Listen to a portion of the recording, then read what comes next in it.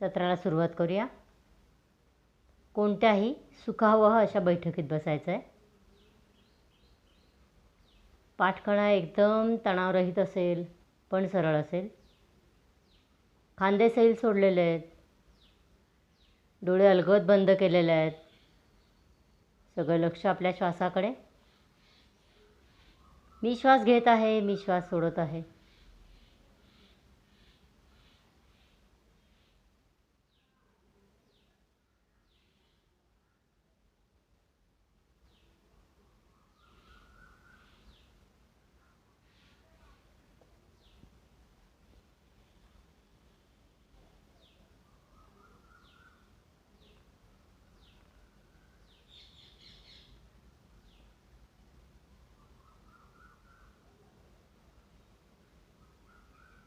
मन हळूहळू शांत झालं याची जाणीव.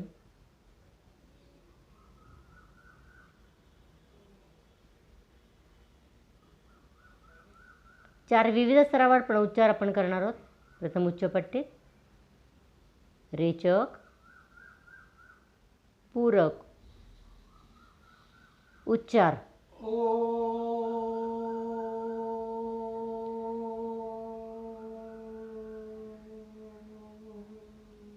नाभीपासून पायापर्यंत कंपनांची जाणीव.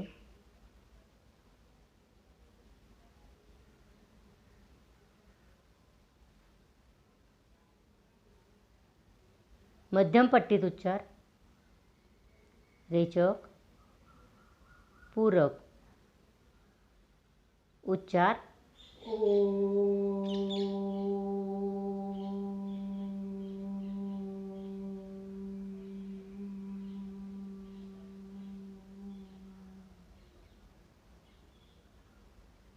नाभीपासून खांद्यापर्यंत व्हायब्रेशनची जाणीव.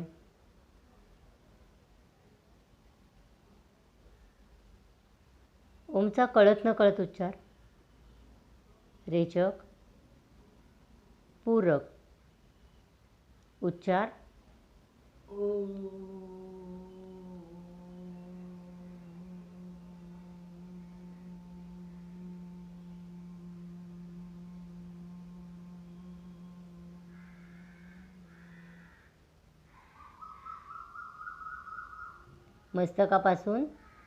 मानेपासून मस्तकापर्यंत कंपनांची जाणीव.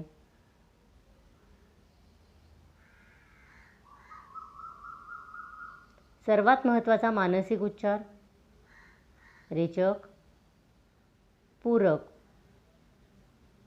उच्चार.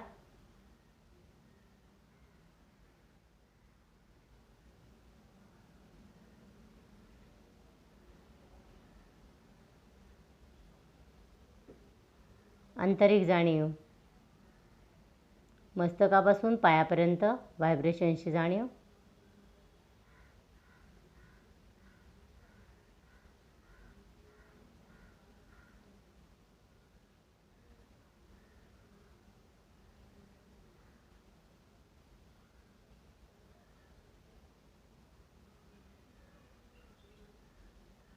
हात जोडून प्रार्थना. गुरुर्ब्रह्मा गुरुर्विष्णू गुरुर्देवो महेश्वरा गुरु साक्षात परब्रह्म तस्मै श्री गुरवे नमः. ओम शांती शांती शांती. जोडलेले हात सावकाशवर घ्यायचे. नमन मुद्रा. संपूर्ण नतमस्तक व्हायचं आहे.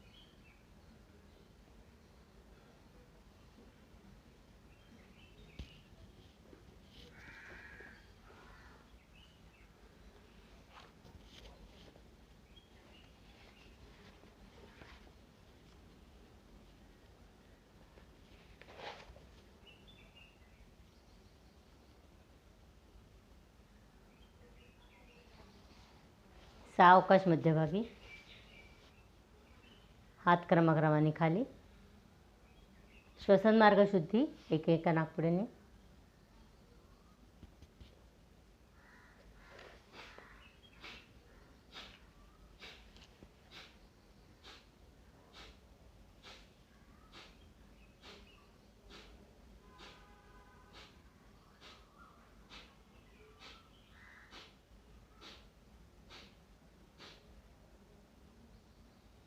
दुसऱ्या बाजूने.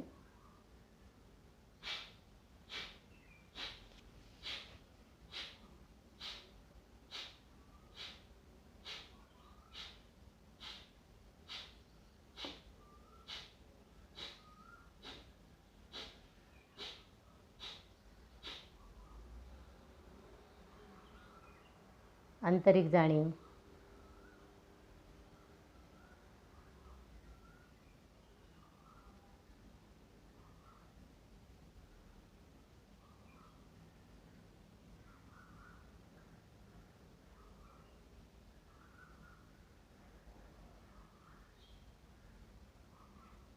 नेत्रमर्दन.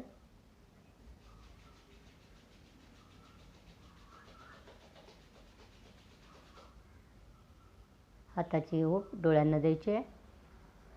डोळ्याभोवतीच्या स्नायूंना ओढ द्यायची आहे. हाताचा आणि डोळ्याचा स्पर्श करायचा नाही आहे.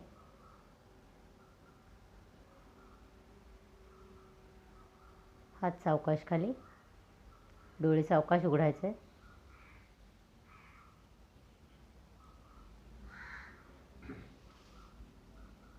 आज आपण बैठक स्थितीत यायचं आहे.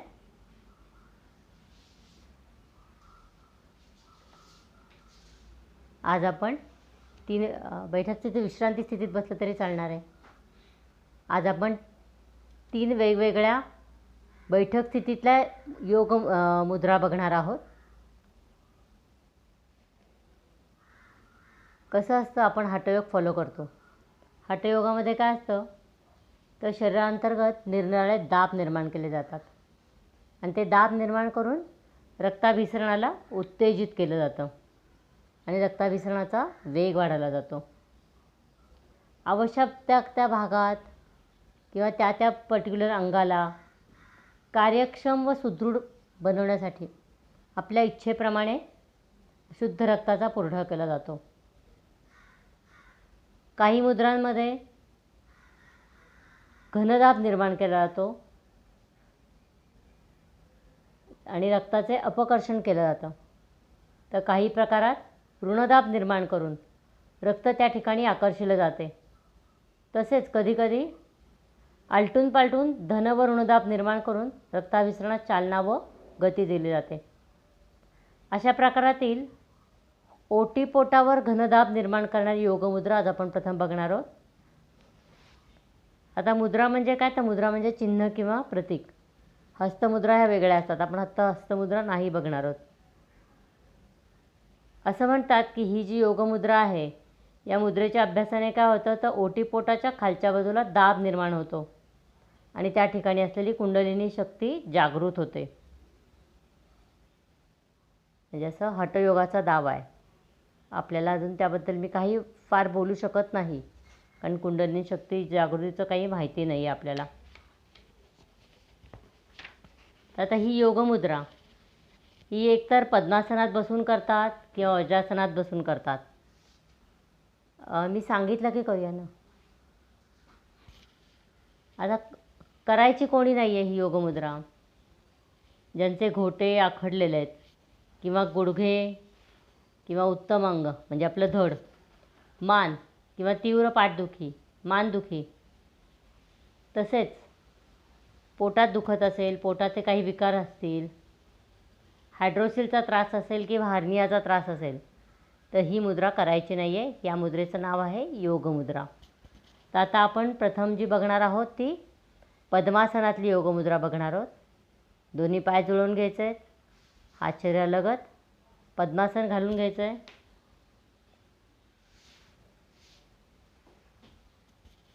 दोन्ही हात मागे न्यायचे आहेत. उजव्या हातात डाव्या हाताचा मनगट, खांदे मागे खेचून घ्यायचे आहेत आणि कमरेतनं झुकत पुढे यायचं आहे आणि सगळ्यात शेवटी डोकं खाली घालायचं आहे. मान तोपर्यंत वरच राहणार आहे. सुरू करायचं आहे पुढे वाकायला. मान वरच राहू देत.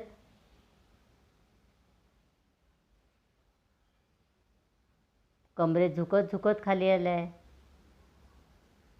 वा, सुंदर. कपाळ टेकलेलं आहे.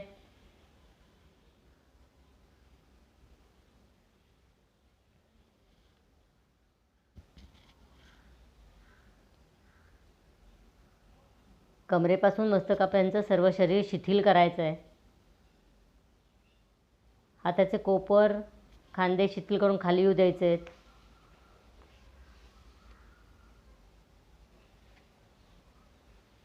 काही काळ प्राणधारणा म्हणजे 3 ते 4 श्वास घ्यायचे आहेत. श्वास नॉर्मल चालू ठेवायचा आहे. आता आपल्याला ही आदर्श स्थिती जमली नाही तरी हरकत नाही आहे. आपल्याला जी जमेल ती आपली अंतिम स्थिती असेल. आदर्श स्थितीत आपण नाही जायचं. कसं असतं ना की जर आपलं पोट मोठं असेल तर पोटावर अतिरिक्त दाब येतो आणि त्यामुळे श्वासोच्छवासाच्या क्रियेतही त्रास जाणवतो.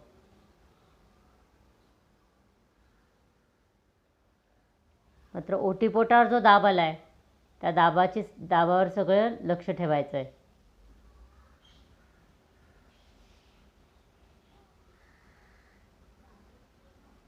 तर सावकाश मुद्रा सोडायची. सावकाश डोकं वर घ्यायचं आहे. नंतर हळूहळू सगळं शरीर वर घ्यायचं आहे. बैठक स्थितीमध्ये विश्रांती. तर पद्मासन करताना पण आलटून पालटून पद्मासन करावं.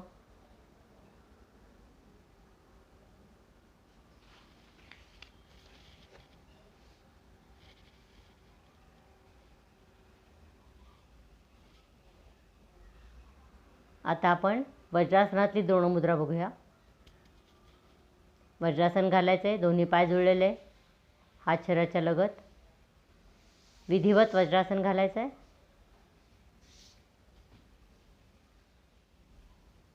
दोन्ही हात मांड्यांवर आहेत. या स्थितीत 1 ते 2 श्वास थांबायचं आहे. हात मागे न्यायचे.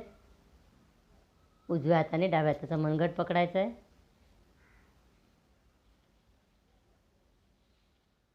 खांदे मागे खेचून घ्यायचे आहेत. मगासारखं कमरेत झुकत पुढे यायचं आहे. मान सगळ्यात शेवटी खाली आणायची आहे. मान वरच राहील. हळूहळू क्रमाक्रमाने खाली यायचं आहे. प्रथम हनवटी टेकवायची आहे, मग नाक, मग कपाळ.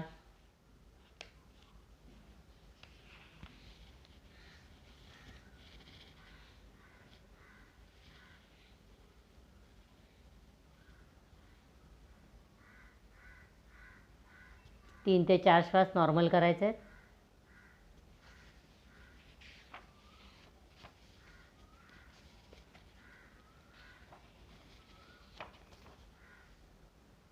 आता सावकाश स्थिती सोडताना प्रथम कपाळवर उचलायचं आहे. मग नाक, मानवटी, मानवर उचलायचे आहे. सावकाश शरीराचा एक भाग वर आणायचा आहे.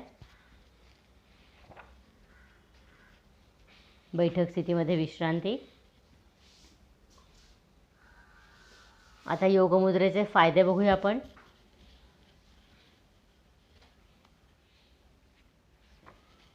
एकतर आपल्या पोटावर दाब आला आहे, त्यामुळे काय होणार आहे तर आपल्या पोटाचं जे आवरण आहे ते सुदृढ व बळकट बनणार आहे. तर ओटीपोटाच्या पोकळीत जे सरकलेली अंग असतात ती पूर्वस्थितीत येतात.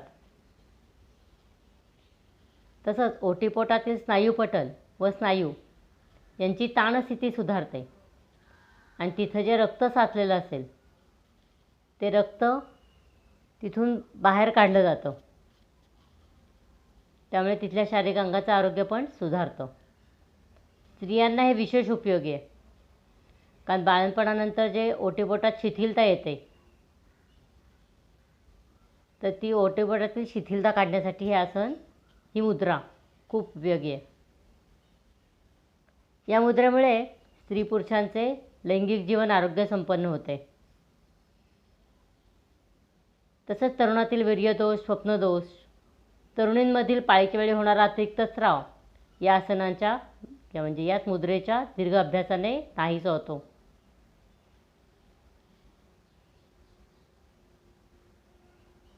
मोठे आतड पण जे आहे ते कार्यशील बनतं, त्यामुळे मलावरोधाचा त्रास कमी होतो. तसंच म्हातारपणी पुरुषांमध्ये जी प्रोस्टेट ग्रंथीची वाढ होते त्याला प्रतिबंधक म्हणून पण या मुद्रेचा अभ्यास उपयोगी पडतो. ओटीपोटातील मेद नष्ट होतो. ओटीपोटाचं आवरण पातळ व लवचिक ठेवलं जातं.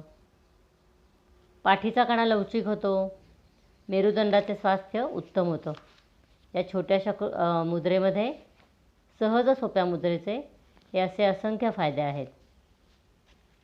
आता आपण पुढची मुद्रा बघणार आहोत, सिंह मुद्रा.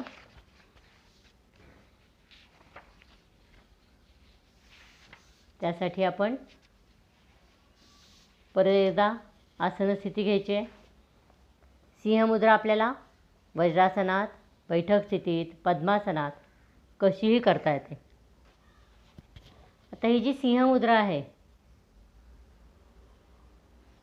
या सिंह मुद्रेत काय करतो आपण, आधी कृती बघूया. कोणही करायचं नाही त्याआधी सांगते.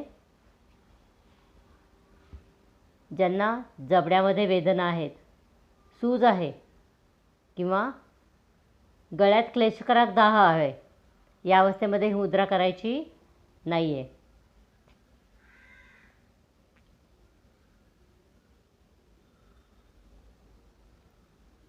आता काय करायचं आहे, तर जितकं शक्य आहे तितका आपला जबडा उघडायचा आहे. आपली जीभ जास्तीत जास्त बाहेर काढायची आहे आणि आपली नजर भ्रूमध्याकडे न्यायची आहे. वरच्या बाजूला वळवली आपण, भ्रूमध्याकडे वळवली आहे नजर आपली. श्वास मात्र नाकानेच चालू ठेवायचा आहे. तोंड उघडं असल्यामुळे श्वास तोंडाने घेण्याची इच्छा होते, पण तसं न करता श्वास आपला नाकानीच चालू ठेवायचा आहे. श्वसनक्रिया रोखायची नाही आहे.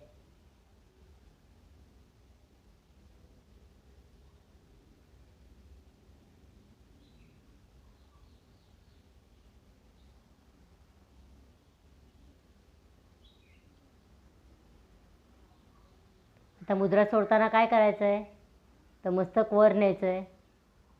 कंठावरील दाब कमी करायचा आहे. जीभ आतमध्ये घ्यायची आहे. तोंड मिटायचं आहे. दृष्टी सामान्य करायची आहे. मान सरळ करायची आहे.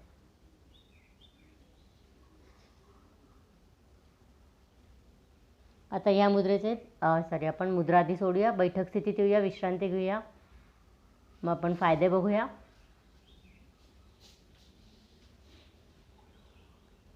या मुद्रेचं काय होतं, या मुद्रेचे फायदे काय होतात, तर एक तर जिभेच्या वरील बाजूचे स्नायू ताणले जातात.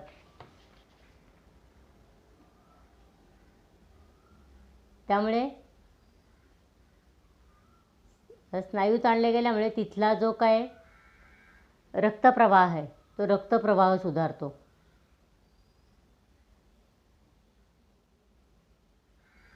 जीभ लवचिक बनते कारण तिच्या मुळाजवळील स्नायू खेचले जातात. घसा आंबण्याची किंवा आवाज फुटण्याची जी प्रवृत्ती असते ती प्रवृत्ती कमी होते. अतिधूम्रपान, आंबट, थंड पेय यांच्यामुळे घशाला जो काही त्रास होतो तो त्रास या मुद्रेच्या नित्य अभ्यासाने कमी होतो. या मुद्रेच्या अभ्यासाने आवाजही सुधारतो. ज्यांना सतत बोलण्याचं काम करायला लागतं किंवा आवाजाचं काम असतं, म्हणजे उदाहरणार्थ गायक आहेत, प्रोफेसर आहेत, वकील आहेत, त्यांना या मुद्रेचा जास्त लाभ मिळतो कारण त्यांचा आवाज जास्त सुधारतो. या मुद्रेचा सगळ्यात महत्त्वाचा फायदा म्हणजे रक्तदाब संतुलित ठेवण्यास या मुद्रेचा नित्य अभ्यास उपयोगी ठरतो. या मुद्रेच्या अभ्यासाने हृदयाचं स्पंदन पण आवश्यकतेप्रमाणे चालते. कंठग्रंथी अधिक कार्यक्षम बनतात. डोळ्यावरील आणि चेहऱ्यावरील त्रासदायक ताण नष्ट होतो. डोळे ताजेतवाने बनतात. त्यांचे तेज वाढते. चेहऱ्याचा फुगीरपणा व फिकेपणा तसाच चेहऱ्याचा रुक्षपणा या मुद्रेच्या अभ्यासाने नष्ट होतो. स्त्रियांसाठी ही मुद्रा विशेष उपयोगी कारण फेशियल करायला लागत नाही. फेशियल न करता चेहरा ताजा टवटवीत दिसतो या मुद्रेच्या नित्य अभ्यासाने. आता आपण पुढची मुद्रा बघूया, ब्रह्ममुद्रा. त्यासाठी आसन स्थिती घेऊया.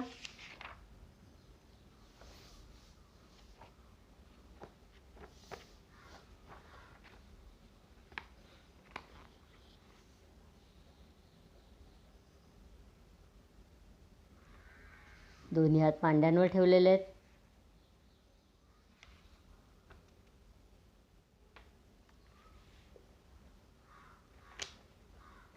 आता आपण श्वास भरून घ्यायचा आहे. श्वास भरून घेत मान सावकाश डावीकडे.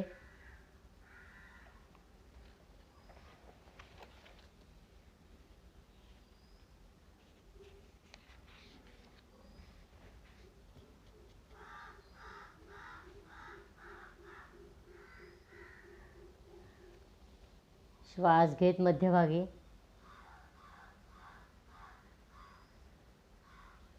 परत श्वास सोडत डावीकडे.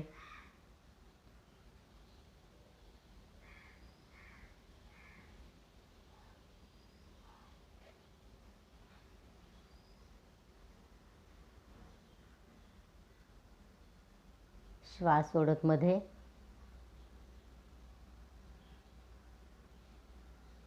श्वास भरून घ्यायचा. श्वास सोडत खाली.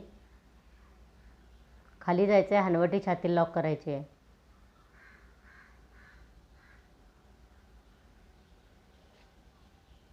सावकाश मध्यभागी. श्वास भरून घ्यायचा आहे. श्वास सोडत मागे जायचं आहे.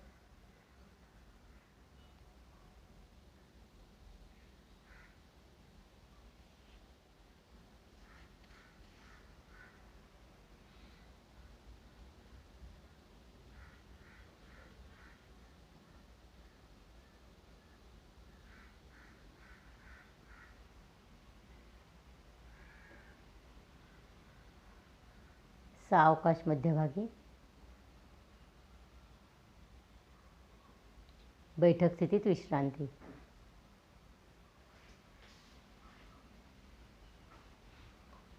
ज्यांना मानेचा त्रास आहे, ज्यांना स्पॉन्डिलिसिसचा त्रास आहे, त्यांनी मान पुढे वाकवण्याची कृती नाही केली तरी चालते.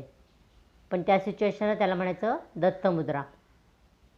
आणि आपण जो रोज बघत होतो मानेच्या नसा, मानेसाठीचे सूक्ष्म व्यायाम करताना आपण जे रोज बघत होतो की मान आपण उजव्या खांद्यावर टाकून आपला कान उजव्या खांद्याला लावत होतो, मध्यभागी येत होतो, कान डाव्या खांद्याला लावत होतो, याला म्हणायचं षडानन मुद्रा.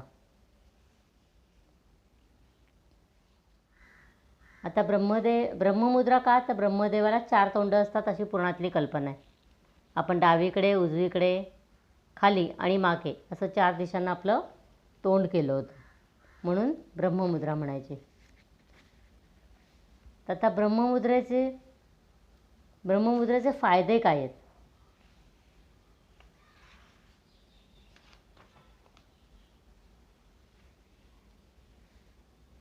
ब्रह्ममुद्रेचे फायदे म्हणजे मान व कंठप्रदेशातील स्नायूंना आलटून पालटून संकोच स्थिती व ताण स्थिती प्राप्त झाल्यामुळे ते दृढ व लवचिक बनतात. मान व गळा यातील रक्तसंचय नष्ट होतो. मेंदूकडून ज्ञानेंद्रियांकडे जाणारे ज्ञानेंद्रिय म्हणजे कान, नाक, डोळे, जीभ, त्वचा यांच्याकडे जाणारे ज्ञानतंतू कार्यक्षम बनतात. आपल्या टॉन्सिल्सला जर सूज, दाह व रोगट वाढ टाळायची असेल तर त्या दृष्टीने या मुद्राभ्यासाचा चांगला अभ्यास होतो. आता असं म्हणतात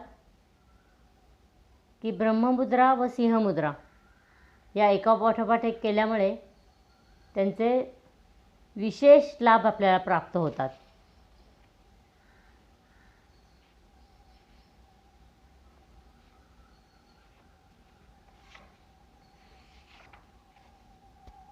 आता आपण सूर्यनमस्कार घालणार आहोत.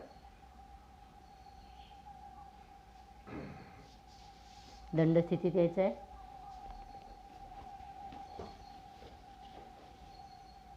तीन सूर्यनमस्कार घालणार आहोत. पहिला फास्ट, दुसरा जरा स्लो आणि तिसरा योगासनांसारखा होल्ड करून, आसन स्थिती होल्ड करून घालणार आहोत.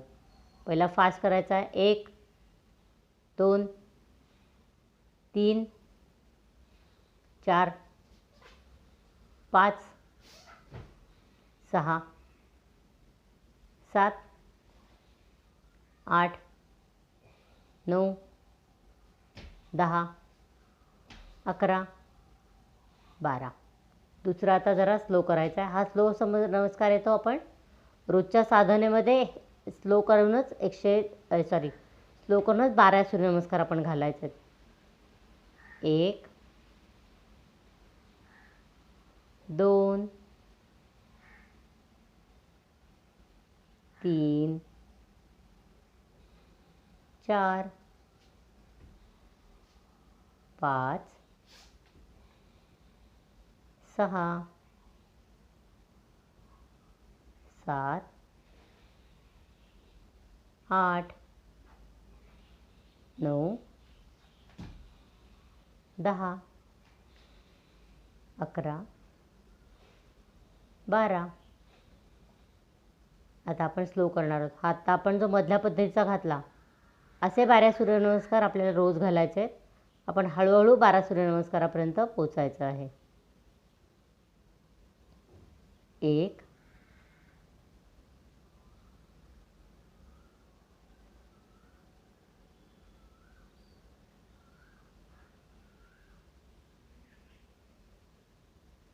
2 हस्त उत्थानासन. श्वास नॉर्मल चालू ठेवायचा आहे.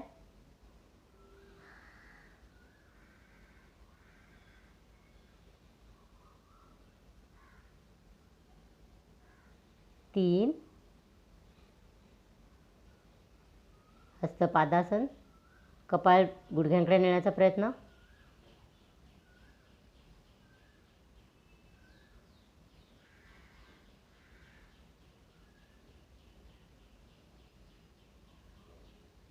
4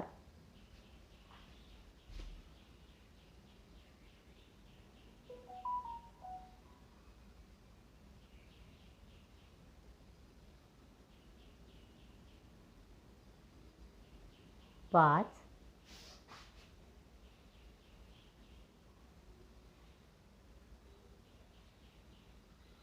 6 साष्टांग नमस्कार.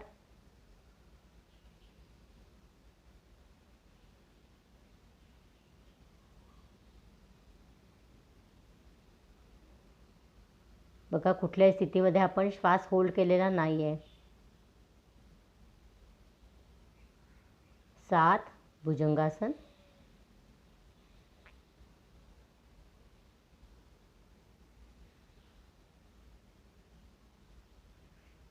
8 पर्वतासन.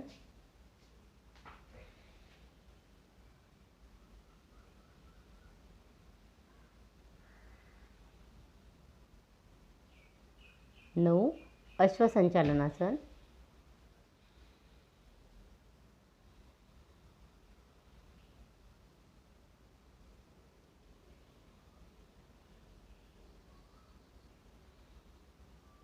10 हस्तपादासन.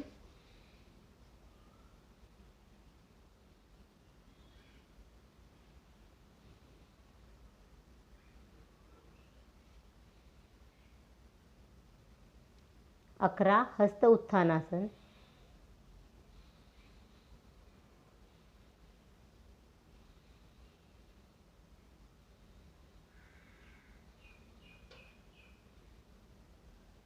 12 नमस्कार मुद्रा.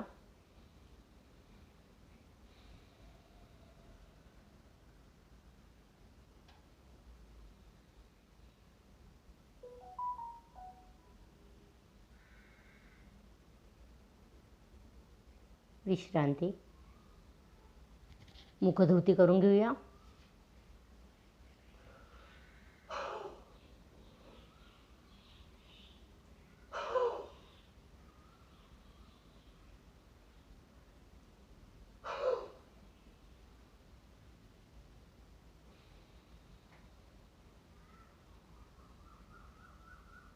बैठक स्थितीत येऊया.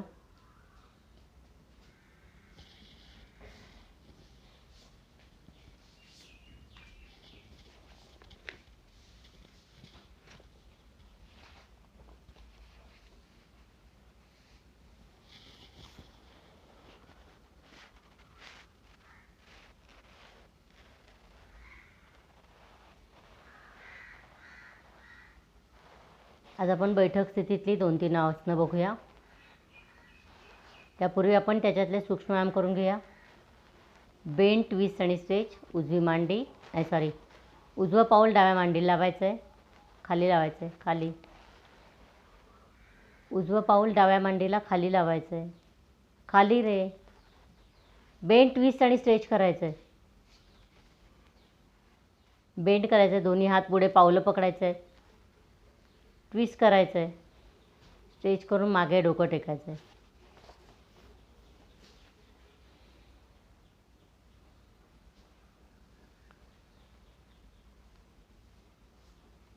मेरुदंड वक्रासन असायला म्हटलं जातं. बघा आपल्या पाठकणला पुढे वाकवलं पण आहे, स्ट्रेच करून मागे पण वाकवलं, त्याला ट्विस्ट पण दिला आहे. दुसऱ्या पायाने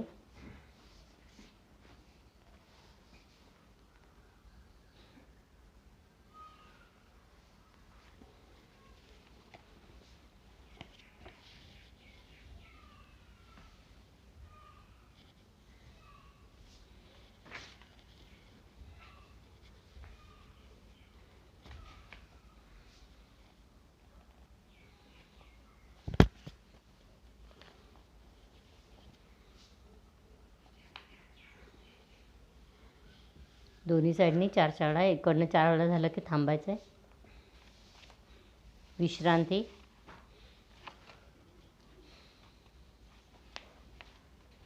आज आपण पर्वतासन बघणार आहोत. स्थिती घ्यायची, दोन्ही पाय जुळलेले, हात शरीरालगत, ही स्थिती आहे. आता आपण पद्मासन घालून घ्यायचं आहे.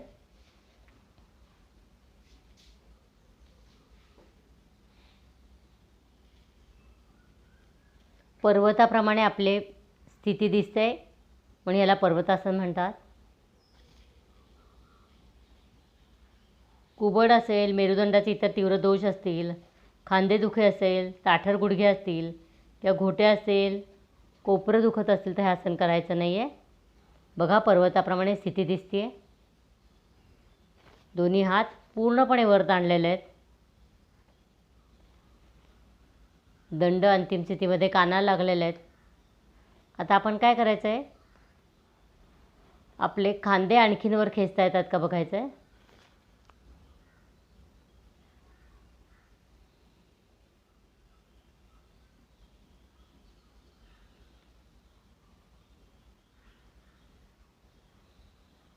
सावकाश आसन सोडायचा, हात परत डोक्यावर आणायचे आहेत,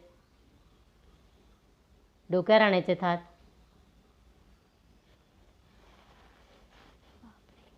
पुढे छातीवर आणायचे आहेत, जोडलेल्या स्थितीतच.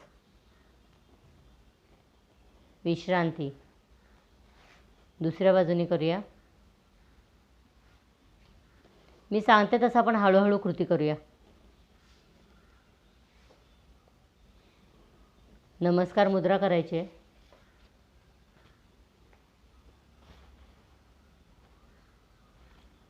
दोन्ही हात वर उचलून कपाळाजवळ ठेवायचे आहेत नमस्कार मुद्रेतच.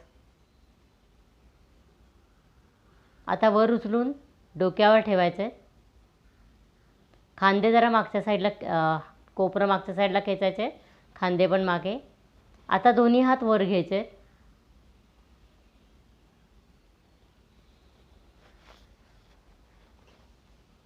श्वास मात्र नॉर्मल चालू ठेवायचा आहे.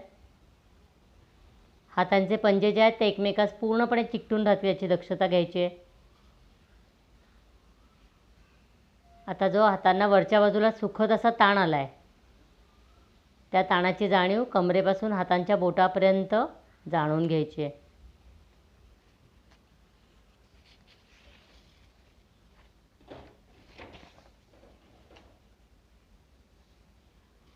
समजा जर पद्मासनात बसता येत नसेल तर अर्ध पद्मासन चालेल, स्वस्तिकासन चालेल, वज्रासन चालेल किंवा साधी मांडी घालून बसलं तरी चालणार आहे. फक्त हात आपण जेव्हा वर नेणार आहोत तेव्हा हात वर नेताना मेरुदंड मागे किंवा पुढे किंवा बाजूस झुकणार नाही याची काळजी घ्यायची.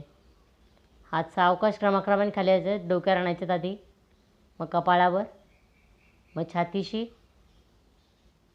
मग आसन सोडायचं आहे, बैठक स्थिती द्यायचं आहे.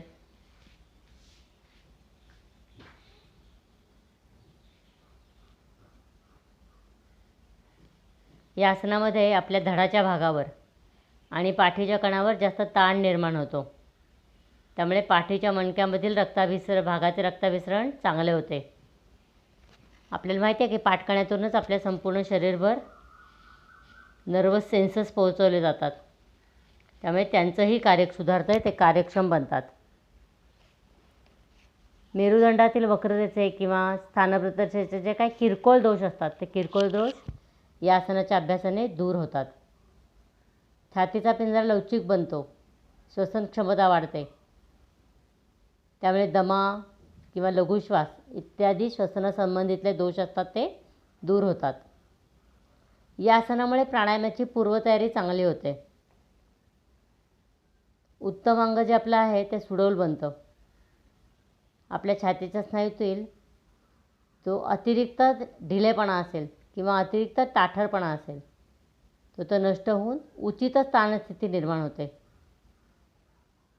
स्त्रिया व वयात येणाऱ्या मुली यांच्याकरता हे आसन फारच लाभदायक आहे. वक्षस्थलांची खुरटी वाढ, अतिरिक्त वाढ किंवा शैथिल्य हे दोष या आसनाच्या दीर्घ अभ्यासाने नष्ट होतात आणि उरोजनांना उचित ताणस्थिती प्राप्त होते. तसंच बाळंतपणानंतरसुद्धा वक्षस्थलांची पूर्वस्थिती प्राप्त करण्यासाठी हे आसन फार लाभदायक आहे. उंची वाढण्याच्या वयात जर हे आसन केलं तर या आसनाच्या नित्य अभ्यासाने उंची वाढण्याच्या वयात म्हणजे 14 ते 18 या वयात उंची वाढण्यास मदत होते. आता आपण पुढचं जे बघणार आहोत ते वक्रासन बघणार आहोत. स्थिती घ्यायची, दोन्ही पाय जुळलेले, हात शरीरालगत.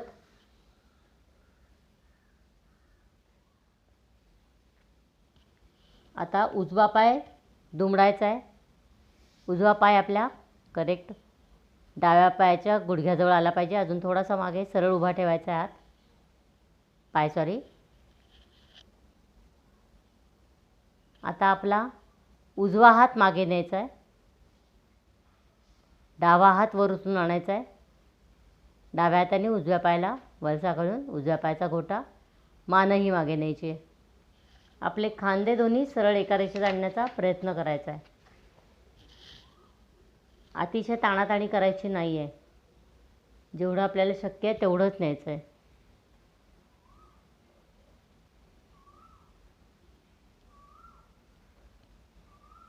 समजा आपल्याला हे असं धरता येत नसेल तर आपण कसं करायचं दाखवतो. आपला हा जो डावा हात आहे त्या डाव्या हाताने आपल्या उजव्या पायाला घट्ट मिठी मारायची.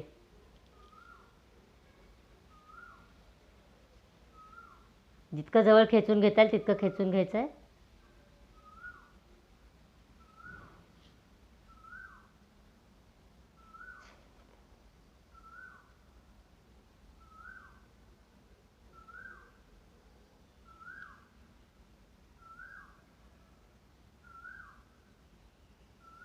सावकाश आसन सोडायचं आहे. दुसऱ्या बाजूने करायचं आहे.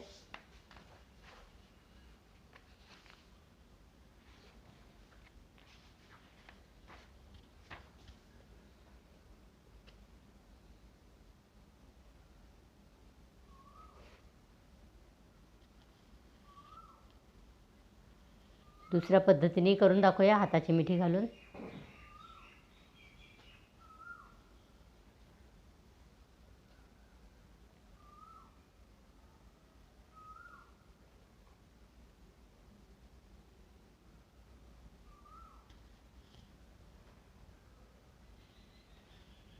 आसन सोडायचं आहे.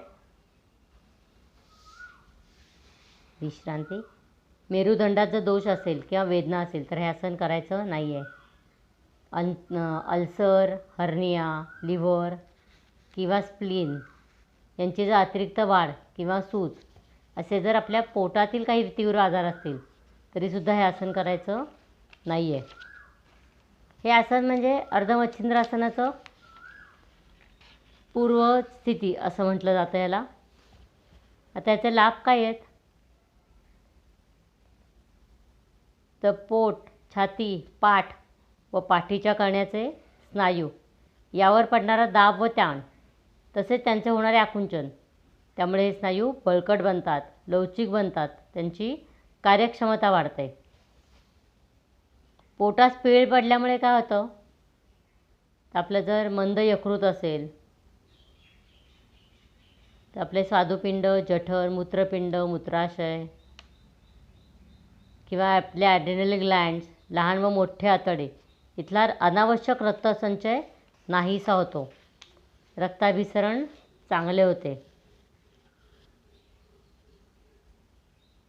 तसंच कंबर व पोट याच्यावरील मेदही नाहीसा होतो. मधुमेहाचे काही प्रकार अपचन, मलावरोध, गॅसेस इत्यादी अनेक तक्रारी आसनाच्या अभ्यासाने नष्ट होतात. साखर कमी व्हायला मदत होते. त्यामुळे मधुमेहात हे आसन सांगितलं जातं. उदरस्थ व लैंगिक ग्रंथी कार्यक्षम होतात. त्यामुळे उत्साह आणि स्फूर्ती वाढते. स्त्रियांचे मासिक पाळीचे दोष व तरुणांचे वीर्यदोष या आसनाच्या दीर्घाभ्यासाने दूर होतात. मेरुदंड आरोग्यसंपन्न होतो. त्यातून निघणाऱ्या मज्जातंतूंचे कार्य पण सुधारते. आपली जी ॲटोनॉमस नर्वस सिस्टीम आहे त्या ॲटोनॉमस नर्वस सिस्टीमचं कार्य सुधारतं. तसंच मान पण आपण वाकवली होती, त्यामुळे तिथलेही ज्ञानतंतू कार्यक्षम होतात. आपण आता शवासन करणार आहोत. शयनस्थितीत जायचं आहे.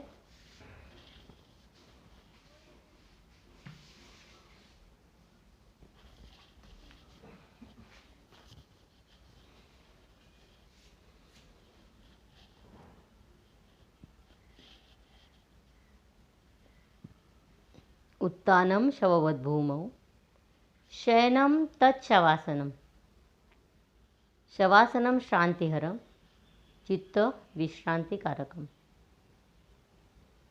अर्थात शरीर प्रेताप्रमाणे जमिनीवर पडल्यामुळे शरीराला विश्रांती मिळतेच आणि मनही शांत व्हायला मदत होते.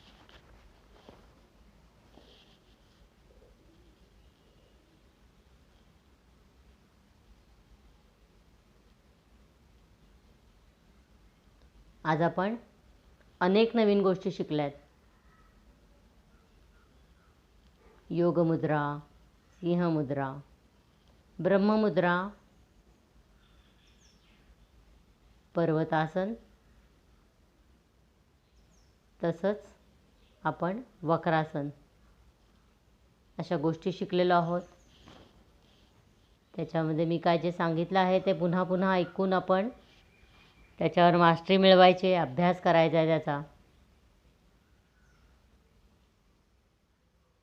हे सगळं आपण आत्ता शयनस्थितीत आठवायचं आहे. मी जे काय काय बोलले होते, जे काय काय सांगितलं आहे ते आठवण्याचा आपण प्रयत्न करूया.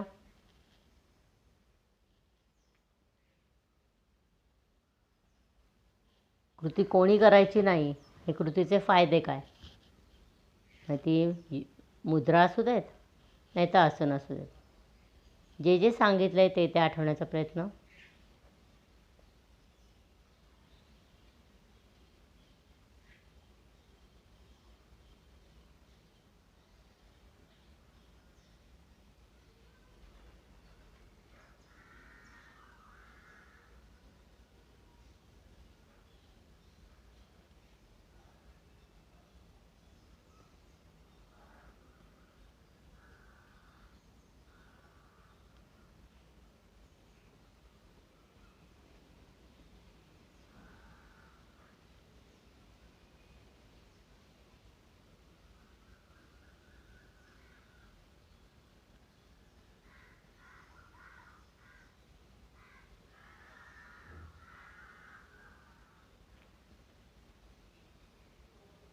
आता हे मी जे काय तुम्हाला फायदे सांगितले होते, म्हणजे योगमुद्रेचे असू देत, सिंहमुद्रेचे असू देत, ब्रह्ममुद्रेचे असू देत किंवा पर्वतासन असू देत, वक्रासन असू देत, तर हे फायदे ती एक एक मुद्रा किंवा ते एक एक आसन केल्यामुळे फक्त मिळणार नाही आहेत.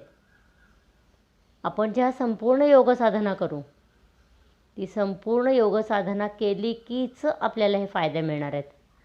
कुठल्याही एका आसनामुळे किंवा कुठल्याही एका मुद्रेमुळे आपल्याला सगळे फायदे मिळतात असं होत नाही. आपल्याला त्यासाठी यथाशक्ती आणि निरंतर आपली योग साधना चालू ठेवायची आहे. ती चालू ठेवली तरच आपल्याला हे जे काही सगळे फायदे सांगितलेत हे फायदे आपल्याला हळूहळू मिळणार आहेत. हे काय औषधाची गोळी नाही, गोळी घेतली की लगेच परिणाम, तसं नाही होणार आहे. हे आपण पक्क लक्षात ठेवायचं आहे.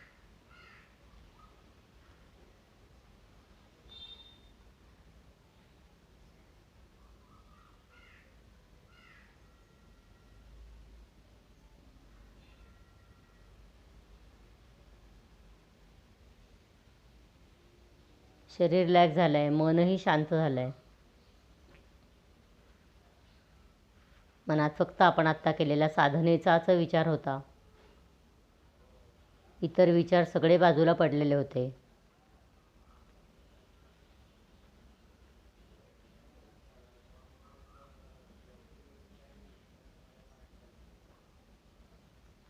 अशा या मनाला आपल्या रोजच्या संकल्पाची आठवण करून द्यायची आहे.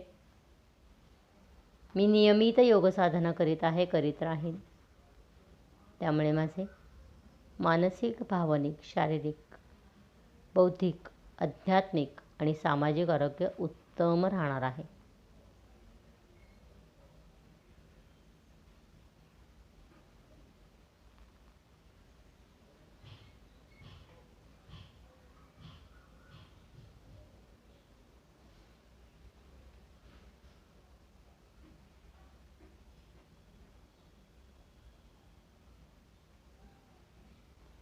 आपल्या अंतर्मनापर्यंत हा संकल्प गेला की आपल्याला आपली साधना करण्यासाठी रोजच्या रोज आपल्या आतनं बळ मिळत राहतं. आपल्या भ्रूमध्यामध्ये ओम बघण्याचा प्रयत्न, त्या ओमला मनोमन वंदन करून सावकाश आपण या स्थितीतून बाहेर येणार आहोत. बाहेर येताना प्रथम पायाची हालचाल, हाताची हालचाल, मानेची हालचाल, हात डोक्याच्या वर ताणून घ्यायचे, पाय जुळवून घ्यायचे, हात खाली आणून एका कुशीवर वळायचे.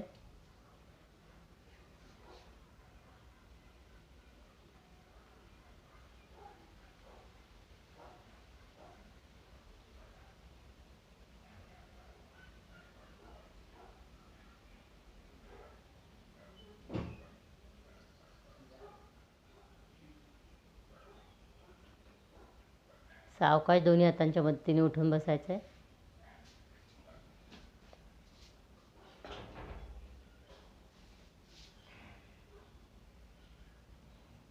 डोळे उघडायचे नाही, डोळे बंदच राहतील. दोन्ही हात जोडून शांतीपाठ म्हणायचा आहे.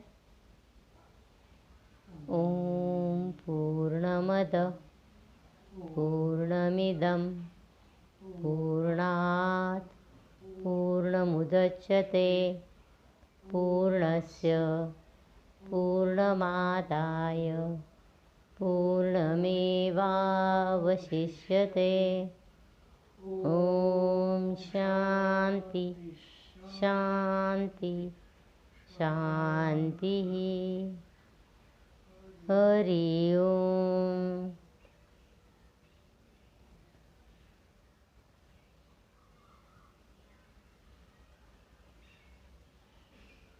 दोन वेळेला प्रयत्नविरहित प्रणवोच्चार.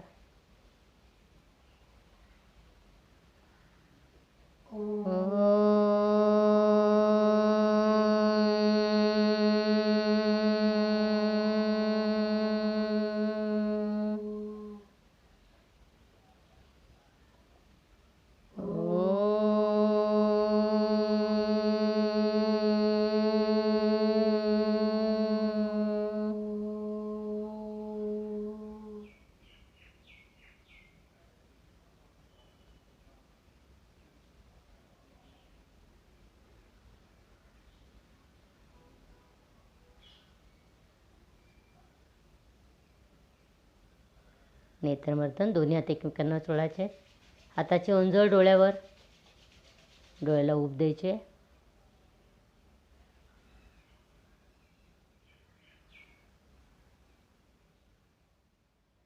सावकाश दोन्ही हात चेहऱ्यावरनं आपल्या शरीरावरनं फिरवायचे प्रेमळपणे.